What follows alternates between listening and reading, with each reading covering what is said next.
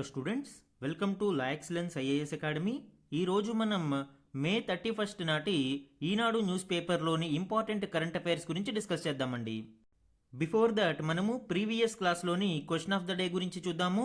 ఇటీవల వార్తల్లో నిలిచిన MK2A సంబంధించి ఈ క్రింది ప్రకటనలను పరిగణించండి. లాస్ట్ క్లాస్లో మనము ఇజ్రాయెల్ యొక్క లేజర్ వెపన్స్ గురించి డిస్కస్ చేస్తూ భారతదేశం ఏ విధంగా ఈ డైరెక్టెడ్ ఎనర్జీ వెపన్స్ని డెవలప్ చేస్తుంది అండ్ ప్రస్తుత ప్రాజెక్టులు ఏంటి అనేది కూడా మనం డిస్కస్ చేయడం జరిగింది. ఆ కంటెక్స్ట్లో ఇక్కడ 2 స్టేట్మెంట్స్ని ఇవ్వడం జరిగిందండి. స్టేట్మెంట్ 1 చూడండి, ఇది హెలికాప్టర్లు, స్వామ్ డ్రోన్లు మరియు రాడార్లను కూల్చివేసేందుకు రూపొందించబడిన 30 కిలోవాట్ల లేజర్ ఆధారిత ఆయుధ వ్యవస్థ. ఎస్, స్టేట్మెంట్ 1 అనేది కరెక్ట్ అండి. మనకి ఈ MK2A అనేది డైరెక్టెడ్ ఎనర్జీ వెపన్, ఒక లేజర్ వెపన్. అరౌండ్ 30 కిలోవాట్స్ లేజర్తో దీనిని మనము అభివృద్ధి చేయడం జరిగింది. అలానే అప్కమింగ్ వెర్షన్స్లో దుర్గా 2 అనే వెపన్ని మనము 100 కిలోవాట్ కెపాసిటీతో కూడా డెవలప్ చేస్తూ ఉన్నాము. కాబట్టి స్టేట్మెంట్ 1 కరెక్ట్. ఇక్కడ సెకండ్ 1 చూడండి, దీనిని DRDO యొక్క centre for high energy systems and sciences దేశీయంగా అభివృద్ధి చేసింది. ఎస్, స్టేట్మెంట్ 2 కూడా కరెక్ట్ అండి. ఇక్కడ ఇండిజినస్లీ డెవలప్ చేసింది, దేశీయంగా మనము దీనిని అభివృద్ధి చేశాము. యాక్చువల్గా సెకండ్ స్టేట్మెంట్లో ఇన్ కేస్ మీకు ఏమైనా కన్ఫ్యూజన్ ఉంటే ఇక్కడ laser energy, high energy, obviously ఈ రెండింటిని కోరిలేట్ చేసుకుంటే మనకి ఆన్సర్ వచ్చేస్తుంది. కాబట్టి సి అనేది కరెక్ట్ అవుతుందండి. ఈరోజు ఈనాడు న్యూస్ పేపర్లోని important topics to be covered మనం చూస్తే ఫస్ట్ 1, జాతి భద్రత కోసం ఆత్మనిర్భరత. ఈ ఆర్టికల్ డిఫెన్స్ ఫీల్డ్లో భారతదేశం యొక్క మేక్ ఇన్ ఇండియా ప్రాజెక్ట్స్ గురించి, అలానే భారతదేశం ఈ ఆత్మనిర్భరత వలన కలిగే ప్రయోజనాలని గురించి మరియు ప్రస్తుతం దీని వలన ఎదురవుతున్న జాప్యం గురించి కూడా ఈ ఆర్టికల్లో డిస్కస్ చేయడం జరిగింది. ఇది మనకి డిఫెన్స్ టెక్నాలజీ, సెక్యూరిటీ లాంటి టాపిక్స్లో ఇంపార్టెంట్ అండి. సెకండ్ 1, అంతరిక్షంలో ఆయుధ పోరు. ఈ ఆర్టికల్లో అమెరికా యొక్క గోల్డెన్ డోమ్ ప్రాజెక్ట్ గురించి మరియు ఇది ప్రపంచ యుద్ధ రంగాన్ని ఏ విధంగా మార్చివేయబోతుంది అని డిస్కస్ చేయడం జరిగింది. ఇది సైన్స్ అండ్ టెక్నాలజీతో పాటు ఇంటర్నేషనల్ రిలేషన్స్లో కూడా ఇంపార్టెంట్ అండి. థర్డ్ 1, భూముల్లో విషాలపై సూక్ష్మ బాణాలు. సూక్ష్మజీవులను ఉపయోగించి భూమిలోని రసాయనాలు మరియు విషపూరితాలని ఏ విధంగా తొలగించవచ్చు అనేది ఇటీవల ఒక ప్రయోగంలో సక్సెస్ఫుల్గా డెమాన్స్ట్రేట్ చేయడం జరిగింది. ఇది మనకి ఎన్విరాన్మెంట్లో ఇంపార్టెంట్, ఎస్పెషల్లీ బయో రెమెడియేషన్ అనే టాపిక్స్లో ఇంపార్టెంట్ అండి. ఫోర్త్ 1, భావ వ్యక్తీకరణ స్వేచ్ఛ జడ్జీలను అవమానించడానికి కాదు. ఈ ఆర్టికల్లో reasonable restrictions on right to speech and expression గురించి డిస్కస్ చేయడం జరిగింది. ఇది మనకి పాలిటీలో ఇంపార్టెంట్. ఫిఫ్త్ 1, ఇండియాకి హక్కు ఉన్నా. మనకి సింధు జలాల ఒప్పందం ప్రకారం ఇండస్, చీనాబ్, జీలం నదుల మీద కూడా కొంత వాటా ఉంది. అయితే భారతదేశం దానిని పూర్తి స్థాయిలో వినియోగించుకోలేకపోతుంది అని గణాంకాలతో సహా ఈ ఆర్టికల్లో వివరించడం జరిగింది. ఇది మనకి ఇంటర్నేషనల్ రిలేషన్స్తో పాటు జాగ్రఫీలో ఇంపార్టెంట్. ఇవే కాకుండా ఈరోజు Eenadu news పేపర్లోని other important current అఫైర్స్ని గురించి కూడా డిస్కస్ చేద్దామండి. ఈరోజు మన ఫస్ట్ ఆర్టికల్ చూడండి, జాతి భద్రత కోసం ఆత్మనిర్భరత.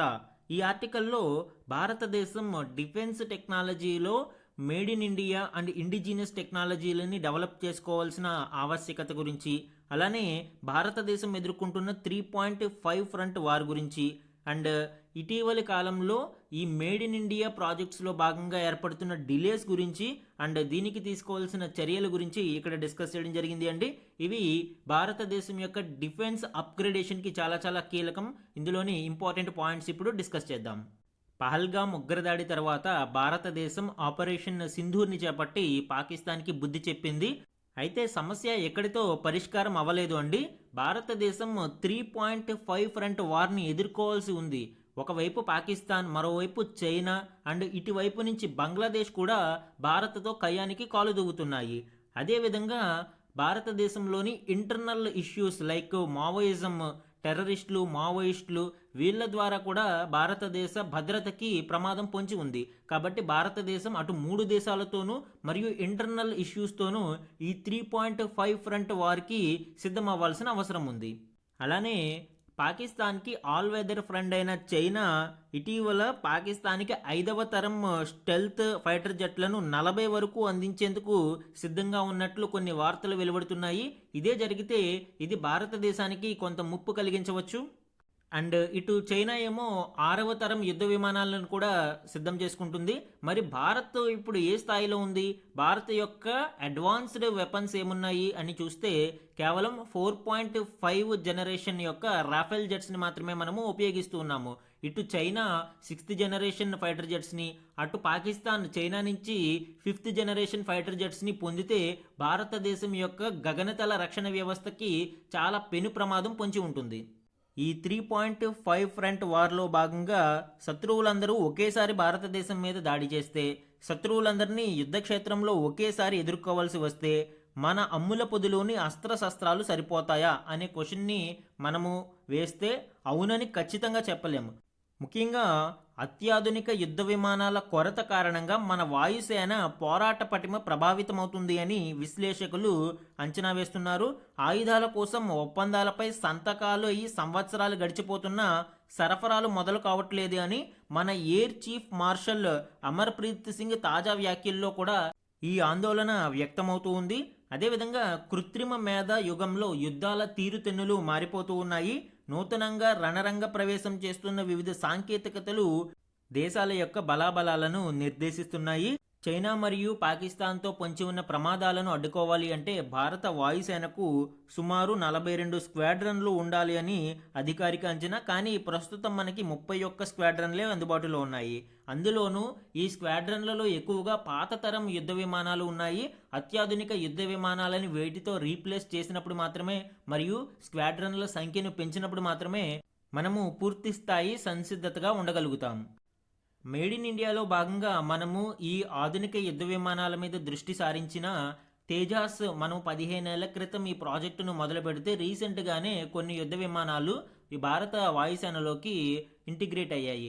అండ్ పూర్తి స్థాయిలో ఈ తేజాస్ స్క్వాడ్రన్లు రావడానికి కూడా చాలా సమయం పట్టేలా ఉంది.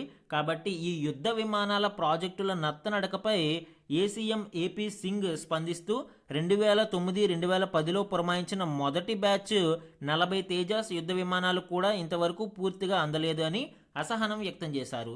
ఈ ప్రాజెక్ట్ డిలేస్ వలన భారతదేశ భద్రతకు ప్రమాదం పొంచి ఉంటుంది అని భారతదేశ air chief marshal Amarpreet Singh కూడా తాజాగా వ్యాఖ్యానించడం మనం చూసాము. అయితే దీనికి తీసుకోవాల్సిన చర్యలు ఏంటి? ప్రస్తుతం భారతదేశం 5వ తరం స్వదేశీ స్టెల్త్ యుద్ధ విమాన తయారీలో పోటీ పడేందుకు ప్రభుత్వ మరియు ప్రైవేటు సంస్థలకు కూడా సమాన అవకాశాలు కల్పించేందుకు నిశ్చయించింది. ఇది ఒక ఆహ్వానించదగ్గ పరిణామం. ఎందుకు? మనము ఎప్పుడైతే ప్రైవేట్ పార్ట్నర్షిప్తో ఈ స్టెల్త్ టెక్నాలజీస్ని డెవలప్ చేస్తామో ఆటోమేటిక్గా ఈ కాంపిటీషన్ కారణంగా ప్రాజెక్ట్స్ అనేవి డిలే కాకుండా త్వరగా భారత వాయుసేనలో ఈ 5వ తరం యుద్ధ విమానాలు చేరే అవకాశం ఉంటుంది. కాబట్టి ప్రభుత్వం ఈ పబ్లిక్ ప్రైవేట్ పార్ట్నర్షిప్ను ప్రోత్సహిస్తూనే మరింత టెక్నాలజికల్ అడ్వాన్స్మెంట్ మీద రీసెర్చ్ అండ్ డెవలప్మెంట్కి నిధులను కేటాయించాల్సిన అవసరం కూడా ఎంతైనా ఉంది. మన నెక్స్ట్ ఆర్టికల్ చూడండి, అంతరిక్షంలో ఆయుధ పోరు. ఈ ఆర్టికల్ అమెరికా యొక్క the golden dome for America project గురించి, దీని కారణంగా భవిష్యత్తులో యుద్ధరంగం ఏ విధంగా మారబోతుంది అండ్ ప్రపంచ దేశాలు ఏ విధమైన సమస్యలను ఎదుర్కోవాల్సి ఉంటుంది అనేది కొన్ని కీలక పాయింట్స్ ఇక్కడ డిస్కస్ చేయడం జరిగింది. వాటి గురించి చూద్దాం. ఈ గోల్డెన్ డోమ్ ప్రాజెక్ట్ అంటే ఏంటి అండి? శత్రు దేశాల క్షిపణుల్ని, ముఖ్యంగా అణుబాంబులతో కూడిన క్షిపణుల్ని అంతరిక్షం నుంచే గుర్తించి పేల్చివేసే రక్షణ వ్యవస్థని గోల్డెన్ డోమ్గా పిలుస్తున్నారు. ఇక్కడ చూడండి, గోల్డెన్ డోమ్లో డిటెక్టర్స్, ఇంటర్సెప్టర్స్ మరియు అనేక క్షిపణులతో కూడి ఈ రక్షణ వ్యవస్థ అనేది ఉంటుంది. యాక్చువల్గా ఈ గోల్డెన్ డోమ్ ప్రాజెక్ట్ 4 ఫేజెస్లో ఉంటుంది. దీని గురించి మనము ప్రీవియస్ క్లాసెస్లో కూడా డిస్కస్ చేసాము. ఏదైనా ఒక దేశం అమెరికా మీదకి దాడి చేస్తూ మిజైల్స్ని అటాక్ చేయడానికి పంపించినప్పుడు ఈ డిటెక్టర్స్ ముందుగా ఆ థ్రెట్ని గుర్తిస్తాయి. వెంటనే అవి ఇంటర్సెప్టర్స్ని మనకి ఆ కమ్యూనికేషన్ సిగ్నల్స్ని పంపించడం జరుగుతుంది. అవి ఈ ఇంటర్సెప్టర్స్ మిజైల్స్ని యాక్టివేట్ చేస్తాయి. ఈ మిజైల్స్ ఏం చేస్తాయి? ఇన్కమింగ్ మిజైల్ని డిస్ట్రాయ్ చేసి ఇంటర్సెప్ట్ చేస్తాయి. ఈ విధంగా ఈ golden dome defence missiles technology అనేది అమెరికా యొక్క గగనతలాన్ని కాపాడుతూ ఉంటుంది.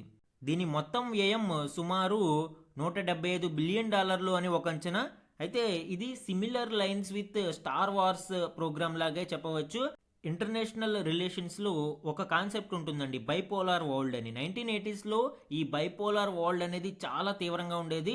ఇక్కడ ప్రపంచం 2 గ్రూపులుగా విడిపోయి యుఎస్ మరియు యుఎస్ఎస్ఆర్ గ్రూపులుగా మారిపోయింది.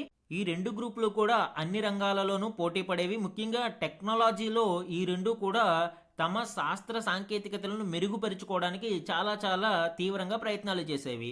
ఇందులో భాగంగానే స్టార్ వార్స్ అనే ఒక ప్రోగ్రామ్ని డెవలప్ చేయడం జరిగింది అమెరికా. అయితే కొన్ని అనివార్య కారణాల వలన మరియు యుఎస్ఎస్ఆర్ అనేది డిజింటిగ్రేట్ అయిపోయి కొలాప్స్ అవడం వలన ఈ స్టార్ వార్స్ ప్రోగ్రామ్ అనేది అక్కడితో ఆగిపోయింది. ఇప్పుడు సిమిలర్ కాన్సెప్ట్గా ఈ గోల్డెన్ డోమ్ ప్రాజెక్ట్ని డొనాల్డ్ ట్రంప్ తెర మీదకి తీసుకురావడం చూస్తున్నాము. అయితే ఇక్కడ గుర్తుపెట్టుకోవాల్సిన పాయింట్ ఏంటి, ఈ అంతరిక్షం అనేది అందరికీ సంబంధించిన ఒక ఉమ్మడి ఆస్తి లాంటిది. కేవలం అమెరికా, చైనా వంటి కొన్ని అగ్రరాజ్యాలు అంతరిక్షాన్ని తమ గుప్పెట్లోకి పెట్టుకోవాలనుకోవడం కరెక్ట్ కాదు. ఐక్యరాజ్య సమితి యొక్క యుఎన్ఎస్సి రెజల్యూషన్స్ ప్రకారం మాస్ వెపనైజేషన్ ప్రోగ్రామ్ అనేది అంతరిక్షంలో చేపట్టకూడదు. ముఖ్యంగా అణ్వాయుధాలు లాంటి డిస్ట్రక్టివ్ వెపన్స్ని ఏ దేశము కూడా అంతరిక్షంలో మోహరించకూడదు. అయితే ఈ గోల్డెన్ డోమ్ ప్రాజెక్టులు లాంటివి ఈ తీర్మానాలకి తూట్లు పొడిచే విధంగా అంతరిక్షంలో ఈ మాస్ వెపన్స్ని, డిస్ట్రక్టివ్ వెపన్స్ని లాంచ్ చేస్తూ ఉన్నారు. ఇప్పటి వరకు ప్రపంచ దేశాలు అంతరిక్షాన్ని మానవ అభివృద్ధికి ఉపయోగపడే టెలికమ్యూనికేషన్ వ్యవస్థలకి మరియు రిమోట్ సెన్సింగ్ వ్యవస్థలు లాంటి వాటికి ఉపయోగించుకున్నాము. వాటికి సంబంధించిన ఉపగ్రహాలనే ప్రవేశపెట్టాము. ఈ గోల్డెన్ డోమ్ ప్రాజెక్టులు లాంటి ఈ మాస్ డిస్ట్రక్టివ్ వెపన్స్ని అంతరిక్షంలో ప్రవేశపెట్టడం వలన వివిధ దేశాల మధ్య, ముఖ్యంగా అగ్రరాజ్యాల మధ్య ఆయుధ పోరుకి తెరతీసినట్లు అవుతుంది. ఇప్పటికే అంతరిక్షంలో ఈ ఉపగ్రహాల సంఖ్య బాగా పెరిగిపోయి చాలా క్లమ్జీగా అక్కడ ఈ శాటిలైట్ ట్రాఫిక్ అనేది చాలా పెరిగిపోయింది. ఇప్పుడు ఈ మిలిటరీ ప్రాజెక్ట్స్ వలన ఉపగ్రహాలు మరిన్ని పెరిగిపోయి ఒకదానికొకటి ఢీకొనే ప్రమాదం ఉంది. దీనికి కారణంగా స్పేస్ డెబ్రిస్ పెరిగిపోయి ఈ ఉపగ్రహాలు ఒకదానికొకటి ఢీకొనే ప్రమాదం మరింత పెరుగుతుంది. దీని వలన మొత్తం శాటిలైట్ సాంకేతికతే ప్రమాదంలో పడే అవకాశం ఉంది. అంతరిక్షం అనేది మానవాళి యొక్క ఉమ్మడి ఆస్తి కాబట్టి దీనిని రక్షించుకోవాల్సిన అవసరం ఉంది. కాబట్టి గోల్డెన్ డోమ్ ప్రాజెక్టులు లాంటి విషయంలో దేశాధినేతలు ఆలోచించుకోవాల్సిన అవసరం ఉంది. At the same time United nations, ఐక్యరాజ్య సమితి వీలైనంత త్వరగా ఇంటర్ఫీర్ అయ్యి ఈ సమస్యలను పరిష్కరించాల్సిన అవసరం ఎంతైనా ఉంది. మన నెక్స్ట్ ఆర్టికల్ చూడండి. భూముల్లో విషాలపై సూక్ష్మ బాణాలు. చీడపీడల నివారణకు రైతులు వినియోగిస్తున్న క్రిమిసంహారక మందులు తర్వాత శాపంగా మారుతున్నాయి. వీటిలోని రసాయన అవశేషాలు పొలాలను విషతుల్యంగా మార్చుతున్నాయి, భూముల సారాన్ని సర్వనాశనం చేస్తున్నాయి. దీనికి విరుగుడుగా కృత్రిమ సూక్ష్మజీవులను అభివృద్ధి చేస్తుంది ఉస్మానియా విశ్వవిద్యాలయంలోని మైక్రోబయాలజీ విభాగం. మనము బయో రెమిడియేషన్ టెక్నిక్స్ అనే కాన్సెప్ట్ని ఇక్కడ చూడాల్సిన అవసరం ఉంది అండి. ఈ బయో రెమిడియేషన్ అంటే ఏంటి? మనము సూక్ష్మజీవులని, మైక్రో ఆర్గానిజమ్స్ని ఉపయోగించి రెమిడియేషన్, ఎన్విరాన్మెంటల్ కంటామినేట్స్ని మనము తొలగించడాన్ని లేదా తగ్గించడాన్ని, టాక్సిక్ ఫార్మ్స్ని తగ్గించడాన్నే ఈ బయో రెమిడియేషన్ అంటారు. ఇందులో వివిధ రకాల బయో రెమిడియేషన్ టెక్నిక్స్ ఉంటాయి. ముఖ్యంగా ఇన్సిటు మరియు ఎక్సిటు. ఇన్సిటు అంటే అదే ప్రాంతంలో సూక్ష్మజీవులని మనము ఈ రసాయన మరియు విషతుల్య పదార్థాలు ఎక్కడున్నాయో ఆ ప్రాంతంలోనే ప్రవేశపెట్టడాన్నే ఇన్సిటు బయో రెమిడియేషన్ టెక్నిక్స్ అంటారు. ఎక్సిటు బయో రెమిడియేషన్లో ఆ విషతుల్య పదార్థాలని వేరొక ప్రాంతంలోకి తీసుకువచ్చి ఈ బయో రెమిడియేషన్ టెక్నిక్స్ ద్వారా దానిలో ఈ అవశేషాలను తొలగిస్తారు. సో ఈ విధంగా ఇన్సిటు, ఎక్సిటు అనేది చూడవచ్చు. ఇప్పుడు మనం చెప్పుకునేది బయో ఆగ్మెంటేషన్. ఈ బయో ఆగ్మెంటేషన్లో ఏం చేస్తారండి? కంటామినేటెడ్ సైట్స్లో ఈ సూక్ష్మజీవులని ప్రవేశపెట్టడం ద్వారా రెమిడియేషన్ ప్రక్రియని స్టార్ట్ చేసి అందులో ఉండే టాక్సిక్ ఫార్మ్స్ని తగ్గించడాన్నే మనము బయో ఆగ్మెంటేషన్ అని పిలుస్తాం. ఇక్కడ ఉస్మానియా విశ్వవిద్యాలయంలోని మైక్రోబయాలజీ విభాగం ఏం చేసిందండి? వీళ్ళు చేపట్టిన ఒక పరిశోధనలో భాగంగా వీళ్ళు ఇంక్యుబేటర్లో పెంచిన సూక్ష్మజీవులను విషతుల్యమైన నేలలలో విడిచిపెడితే 75 నుంచి 90% వరకు క్రిమిసంహారక మందుల అవశేషాలను తొలగించాయని రుజువు చేయడం జరిగింది. వీళ్ళు చేసిన ప్రయోగం ఏ విధంగా చేశారు? ముందుగా ఎంపిక చేసిన ప్రాంతాలలో నల్లరేగడి, ఎర్ర నేలల మట్టిని సేకరించారు. అందులోకి రైతులు సాధారణంగా వినియోగించే మోతాదు కంటే 4-5 రెట్లు అధికంగా క్రిమిసంహారక మందును ఇంజెక్షన్ల ద్వారా చొప్పించారు. సహజ సిద్ధమైన గాలి, వెలుతురు లభించే చోట ఆ మట్టి నమూనాలను ఉంచి వాటిలోకి ఈ కల్చర్డ్ మైక్రో ఆర్గానిజమ్స్, ఏవైతే ఇంక్యుబేటర్లో పెట్టి పెంచిన సూక్ష్మజీవులు ఉన్నాయో వాటిని పంపించడం జరిగింది. వారం రోజులకోసారి మట్టి నమూనాలను, సూక్ష్మజీవులను పరిశీలించారు. ప్రతి 40 నిమిషాలకు సూక్ష్మజీవులు రెట్టింపు అవుతున్నాయని ఇక్కడ గుర్తించారు. ఈ ప్రయోగం చేపట్టిన 3 వారాలలో మట్టి నమూనాలలో క్రిమిసంహారక మందుల అవశేషాలు 75 నుంచి 90% వరకు తగ్గాయి. ఈ ఫలితాల ఆధారంగా మరింత మెరుగైన స్థితికి చేరుకునేందుకు మళ్ళీ ప్రయోగాలు చేశారు. అండ్ దీని ద్వారా ఈ సూక్ష్మజీవులు ఎదగాలి అంటే సుమారు 37 డిగ్రీల ఉష్ణోగ్రత ఉండాలని తెలుసుకున్నారు. ఈ విధంగా వీళ్ళు చేపట్టిన ఈ ప్రయోగం అధిక మొత్తంలో పురుగు మందులు, ఎరువులు మరియు రసాయనాలు వినియోగించడం కారణంగా భారతదేశంలో భూసారాన్ని కోల్పోయిన భూములని తిరిగి రెజవనేట్ చేయడంలో చాలా సహాయపడుతుంది. మన నెక్స్ట్ ఆర్టికల్ చూడండి. భావ వ్యక్తీకరణ స్వేచ్ఛ జడ్జీలను అవమానించడానికి కాదు, సుప్రీంకోర్టు వ్యాఖ్య. మనకి భారత రాజ్యాంగం ఆర్టికల్ 19 క్లాజ్ 1లో వాక్ స్వాతంత్ర్యాన్ని, right to speech and freedom of ఎక్స్ప్రెషన్ని కల్పించడం జరిగింది. అయితే ఈ freedom of speech and expression అనేది అబ్జల్యూట్ ఫ్రీడమ్ కాదు, దీనికి కొన్ని సహేతుకమైన పరిమితులు విధించబడ్డాయి అని సుప్రీంకోర్టు వివరించడం జరిగింది. దీనికి సంబంధించిన డీటెయిల్స్ ఇప్పుడు చూద్దాం. న్యాయమూర్తులపై అనుచిత వ్యాఖ్యల వివాదంలో యూట్యూబర్ అజయ్ శుక్లాపై అత్యున్నత న్యాయస్థానం సుమోటోగా క్రిమినల్ ధిక్కరణ చర్యలు ప్రారంభించింది. కంటెంప్ట్ ఆఫ్ కోర్టుని ప్రారంభించడం జరిగింది. సుప్రీంకోర్టు సీనియర్ న్యాయమూర్తిపై అపవాదు, పరువు నష్టం కలిగించే ఆరోపణలతో కూడిన యూట్యూబ్ వీడియోను తొలగించాలని ఆదేశించింది. రాజ్యాంగం కల్పించిన వాక్ స్వాతంత్ర్య హామీ న్యాయమూర్తులను అవమానించడానికి కాదు అని CJI BR Gavai, justice Augustine, justice Masih, justice AS చందూర్కర్లతో కూడిన ధర్మాసనం శుక్రవారం స్పష్టం చేసింది. భావ ప్రకటన హక్కు అందరికీ ఉంటుంది, అందులో ఎలాంటి సందేహం లేదు. అయితే ఈ హక్కు సహేతుకమైన పరిమితులకు లోబడి ఉంటుంది. కోర్టును కించపరిచే స్వభావం కలిగిన న్యాయ వ్యవస్థకు చెడ్డ పేరు తీసుకురావాలనుకునే ఉద్దేశంతో ఆరోపణలు చేసే వారిని సహించము అని ధర్మాసనం మండిపడింది. ఇక్కడ మనకి freedom of speech and expression అనేది అబ్జల్యూట్ కాదు. ఆర్టికల్ 19 క్లాజ్ 2 మనకి కొన్ని రీజనబుల్ రెస్ట్రిక్షన్స్ని దీని మీద విధించడం జరిగింది. Sovereignty and integrity of India, భారతదేశం యొక్క సార్వభౌమత్వం మరియు సమగ్రతని దెబ్బతీసే విధంగా ఉండకూడదు మన freedom of speech and expression. అలానే సెక్యూరిటీ ఆఫ్ ద స్టేట్, మన దేశ భద్రతకి ముప్పు తెచ్చే విధంగా ఉండకూడదు.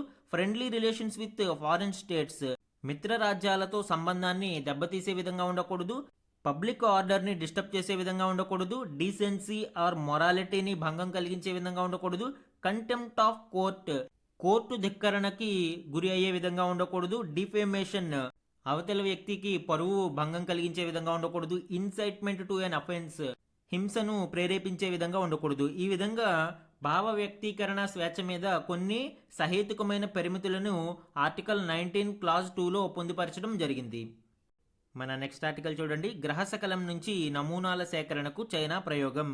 అంగారకుడికి సమీపంలోని 2016 HO3 అనే ఒక గ్రహశకలం నుంచి నమూనాలను సేకరించేందుకు చైనా గురువారం ఒక వ్యోమనౌకను ప్రయోగించింది.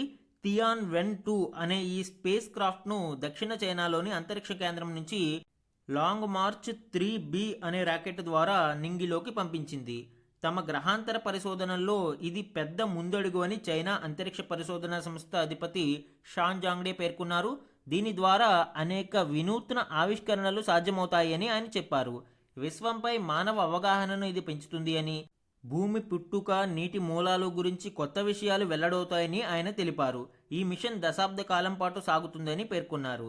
చైనా యొక్క గ్రహాంతర పరిశోధనలలో భాగంగా ఈ తియాన్వెన్-2 అనే స్పేస్ క్రాఫ్ట్ని ప్రయోగించడం జరిగింది. భవిష్యత్తులో దీనికి సంబంధించి ఏ విధమైన కీలక సమాచారం చైనా పొందుతుంది అనేది చూద్దాం. మన నెక్స్ట్ ఆర్టికల్ చూడండి. ఇండియాకి హక్కు ఉన్నా. ఈ ఆర్టికల్ సింధు నదీ జలాల ఒప్పందానికి సంబంధించి ఐసీజే, ఇండస్, చీనాబ్, జీలం ఈ 3 నదుల మీద భారతదేశానికి ఉన్న హక్కుని మరియు దానిని భారతదేశం ఎందుకు పూర్తి స్థాయిలో వినియోగించుకోలేకపోతుంది అని కొన్ని గణాంకాలతో వివరించడం జరిగింది. దీనికి సంబంధించిన కీ పాయింట్స్ ఇప్పుడు చూద్దాం. పహల్గాం పర్యాటకులపై ఉగ్రదాడి తర్వాత సింధు జలాల ఒప్పందాన్ని ఇండియా నిలిపివేసిన విషయం తెలిసిందే. ఈ ఒప్పందం ప్రకారం తూర్పు నదులైన రావి, బియాస్, సట్లెజ్లను ఇండియాకు, పశ్చిమ నదులైన ఇండస్, జీలం, చీనాబ్లను పాకిస్తాన్కు కేటాయించారు. అయితే పలు అవసరాలకు పశ్చిమ నదుల నీటిని భారత్ ఉపయోగించుకోవడానికి ఒక అవకాశం ఉంది. ఈ నేపథ్యంలో వాటిపై 2526 మెగావాట్ల సామర్థ్యంతో జల విద్యుతోత్పత్తి ప్రాజెక్టులు నిర్మించాలని ఇండియా నిర్ణయించింది. వాటిపై పాకిస్తాన్ తీవ్ర అభ్యంతరం వ్యక్తం చేస్తూ ఉంది. పశ్చిమ నదులపై భారత్ చేపట్టిన ప్రాజెక్టులు, వాటి విద్యుతోత్పత్తి సామర్థ్యం ఇక్కడ చూద్దామండి. ఈ గణాంకాలు మనకి మెయిన్స్ ఆన్సర్ రైటింగ్లో చాలా కీలకంగా ఉపయోగపడతాయి. ముఖ్యంగా ఎస్ఏ రైటింగ్ కావచ్చు, అండ్ ఇంటర్నేషనల్ రిలేషన్స్ టాపిక్స్లో కావచ్చు, జాగ్రఫీ టాపిక్స్లో కావచ్చు, ఇవి చాలా కీలకం. అండ్ అప్కమింగ్ ఎగ్జామ్స్లో ఈ గణాంకాలు చాలా ఉపయోగపడతాయి. జీలం పరివాహక ప్రాంతంలో కిషన్ గంగా ప్రాజెక్టు 330 మెగావాట్ల సామర్థ్యంతో, పర్నయి ప్రాజెక్టు 37.5 మెగావాట్ల సామర్థ్యంతో, నయి గందేర్బల్ ప్రాజెక్టు 93 మెగావాట్ల సామర్థ్యంతో, బొనియార్ ప్రాజెక్టు 8 మెగావాట్ల సామర్థ్యంతో ప్రాజెక్టులు నిర్మించడానికి ఇండియా చర్యలు చేపట్టింది. అదేవిధంగా చీనాబ్ పరివాహక ప్రాంతంలో చూసుకుంటే పాకల్దుల్లు ప్రాజెక్టు 1000 మెగావాట్లతో, రాత్లే ప్రాజెక్టు 850 మెగావాట్లతో, మియార్ ప్రాజెక్టు 120 మెగావాట్లతో, లోయర్ కల్నయి ప్రాజెక్టు 48 మెగావాట్లతో భారతదేశం ఈ ప్రాజెక్టులను ప్రారంభించడం జరిగింది. ఇండస్ పరివాహక ప్రాంతంలో కూడా సుమారు 25 చిన్న ప్రాజెక్టులు, ఈ మొత్తం కలిపి 39 మెగావాట్ల సామర్థ్యం కలిగి ఉంటుంది. ఈ విధంగా భారతదేశం జల విద్యుత్ ఉత్పత్తి కోసం కొన్ని ప్రాజెక్టులను చేపట్టినా కూడా ఎక్కడ గుర్తుపెట్టుకోవాల్సింది ఏంటి, ఇవి అఫీషియల్గా భారతదేశం ఉపయోగించుకోవడానికి అవకాశం ఉన్న నీటి సామర్థ్యం మేరకు మాత్రమే మనము వీటిని డిజైన్ చేయడం జరిగింది. అయితే వీటి మీద కూడా పాకిస్తాన్ అభ్యంతరం వ్యక్తం చేయడం అవి చూస్తూ ఉన్నాము. అయితే ఇప్పుడు ఈ సింధు జలాల ఒప్పందం రద్దయిన నేపథ్యంలో భారతదేశం మరిన్ని ప్రాజెక్టులను చేపట్టడం ద్వారా దేశ అవసరాలకు ఈ నీటి సామర్థ్యాన్ని వినియోగించుకోవాల్సిన అవసరం ఉంది. మన నెక్స్ట్ ఆర్టికల్ చూడండి. కొమురం భీం టైగర్ రిజర్వ్ ఏర్పాటు, ఆసిఫాబాద్, కాగజ్ నగర్ డివిజన్లలో పెద్ద పులుల సంరక్షణ కోసం అటవీ శాఖ చర్యలు. ఇక్కడ తెలంగాణ రాష్ట్రంలోని కొమరం భీం టైగర్ రిజర్వ్ని ఏర్పాటు చేయడం జరిగింది. దీనికి సంబంధించిన డీటెయిల్స్ చూద్దాం. యాక్చువల్గా ఒక టైగర్ కన్జర్వేషన్ రిజర్వ్ని స్టేట్ గవర్నమెంట్ డిక్లేర్ చేయవచ్చు అండి. అయితే national tiger conservation authority NTCA యొక్క అడ్వైజ్ మేరకు రిజర్వ్స్ని ఏర్పాటు చేయాల్సి ఉంటుంది. ఇప్పుడు తెలంగాణలో చాలా కాలంగా ప్రతిపాదనలో ఉన్న కొమురం భీం టైగర్ కన్జర్వేషన్ రిజర్వ్ని ఏర్పాటు చేయడం జరిగింది. ఆసిఫాబాద్ జిల్లా కాగజ్ నగర్, ఆసిఫాబాద్ డివిజన్ల పరిధిలో 1,49,288.88 హెక్టార్ల ప్రాంతాన్ని కన్జర్వేషన్ రిజర్వ్గా ప్రకటిస్తూ అటవీ శాఖ ఉత్తర్వులు జారీ చేసింది. ఇక్కడ ఒక ఇంపార్టెంట్ పాయింట్ ఏంటి అంటే, మహారాష్ట్రలోని తడోబా అంధేరి టైగర్ రిజర్వ్ మరియు కవ్వాల్ టైగర్ రిజర్వ్ల మధ్య ఉన్న ప్రాంతాన్ని ఈ కొమరం భీం టైగర్ రిజర్వ్గా ఏర్పాటు చేయడం జరిగింది. దీనివలన ఈ టైగర్ రిజర్వ్ ప్రాంతం ఒక కారిడార్ లాగా ఉపయోగపడుతూ వేటగాళ్ల బారిన ఈ టైగర్స్ అంటే ఈ పెద్ద పులులు పడకుండా సంరక్షించడానికి అవకాశం ఉంటుంది. మన నెక్స్ట్ ఆర్టికల్ చూడండి.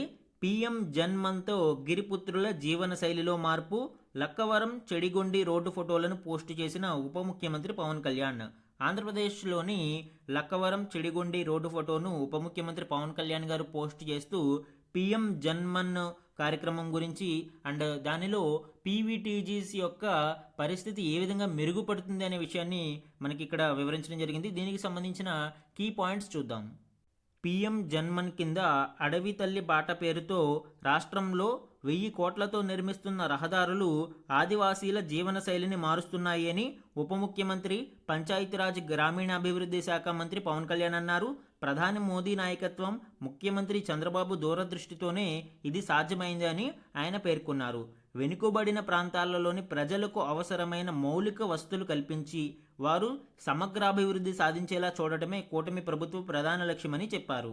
ఈ PM జన్మన్ కార్యక్రమం యొక్క ముఖ్య లక్ష్యం కూడా ఇదేనండి. ఎస్పెషల్లీ PVTGs అధికంగా ఉండే ప్రాంతాలలో ఈ వారి జీవన శైలిలో మార్పులు తీసుకురావడానికి సమగ్రాభివృద్ధి కొరకు ఈ PM జన్మన్ అనే కార్యక్రమాన్ని తీసుకురావడం జరిగింది. దీనిని కేంద్ర గిరిజన వ్యవహారాల మంత్రిత్వ శాఖ, రాష్ట్ర ప్రభుత్వాలు మరియు PVTG కమ్యూనిటీస్ యొక్క సహకారంతో నిర్వహిస్తూ ఉంటుంది.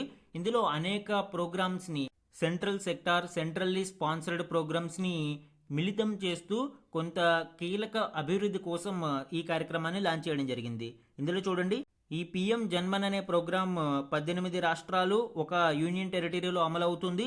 75 PVTG communities, particularly vulnerable tribal groups ఇందులో భాగంగా ఉంటాయి. సుమారు 24,000 కోట్లను దీనికి అలాట్ చేయడం జరిగింది.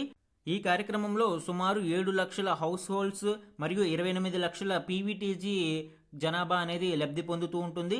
దీనిని 9 మినిస్ట్రీస్తో కన్వర్జెన్స్ చేస్తూ 11 బేసిక్ కమ్యూనిటీస్ని ఈ PVTG ప్రాంతాలలో కల్పించడమే ముఖ్య లక్ష్యంగా దీనిని లాంచ్ చేయడం జరిగింది. ఇందులో సబ్కో పక్కా ఘర్ అంటే అందరికీ పక్కా ఇల్లు నిర్మించడము, హర్ ఘర్ నల్ సే జల్ అందరికీ సురక్షిత మంచినీటిని అందించడానికి కుళాయిలు ఏర్పాటు చేయడం, గావోం గావోం తక్ సడక్ అంటే రోడ్లను ఏర్పాటు చేయడం, హర్ ఘర్ బిజిలీ ఎలక్ట్రిసిటీని ప్రొవైడ్ చేయడం, శిక్షా కేలియే హాస్టల్ ఇక్కడ చదువుల కొరకు విద్యార్థులు నివసించడానికి అవసరమైన హాస్టల్స్ని నిర్మించడం, కౌశల్ వికాస్ అంటే ఈ స్కిల్ డెవలప్మెంట్ని పెంచడానికి కార్యక్రమాలు రూపొందించడం, దూర్ దరాజ్ గావోన్ తక్ మొబైల్ మెడికల్ యూనిట్ అంటే రిమోట్ ప్రాంతాలలో ఉండే ప్రాంతాలకి కూడా మొబైల్ మెడికల్ యూనిట్స్ని పంపించే విధంగా కార్యక్రమాలు తీసుకురావడం, సబ్కో పోషణ్ అందరికీ పౌష్టికాహారాన్ని అందించే విధంగా ఉన్నత ఆజీవిక అంటే జీవన ప్రమాణాలని మెరుగుపరచడం కోసం కృషి చేయడం,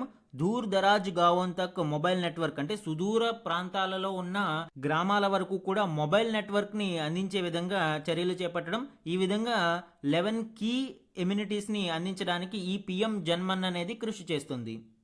some important one liner current affairs ని చూడండి. జ్యోతి ఎర్రాజీ ఆసియా అథ్లెటిక్స్ ఛాంపియన్షిప్ లో వరుసగా 2వ స్వర్ణం సాధించింది. 2025 మే 29న దక్షిణ కొరియాలోని గమీలో జరిగిన 100 మీటర్ల హార్డిల్స్ రేసును ఆమె 12.96 సెకండ్లలో ముగించింది. 2023లో కూడా జ్యోతి ఈ స్వర్ణాన్ని సాధించింది. దీనితో 100 మీటర్ల హార్డిల్స్లో వరుసగా 2 అంతకంటే ఎక్కువ సార్లు పసిడి పథకాలు సాధించిన 5వ క్రీడాకారిణిగా ఈమె చరిత్ర సృష్టించింది.